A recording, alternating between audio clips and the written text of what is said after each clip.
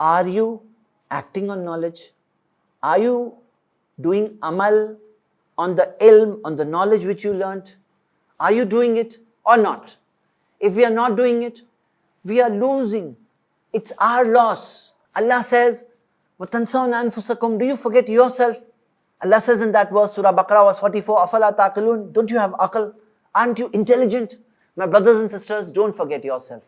We should remember, it's recorded in Sunan Tirmidhi with authentic chain of narration, that on the day of judgment, a person will not be able to move his feet.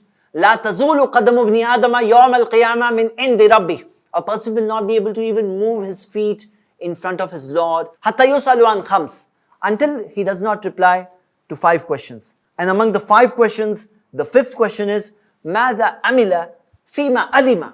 What did you do? What amal you did on that which you knew? What you knew, what amal you did on it?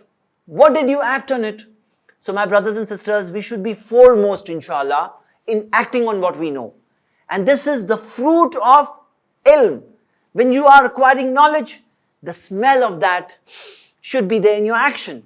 As scholars have pointed out, and how beautifully they have said, they said, knowledge knocks on the door of amal. If amal opens the door, knowledge will stay. Otherwise, knowledge will go away. That knowledge which we act on, that knowledge gets preserved by our action.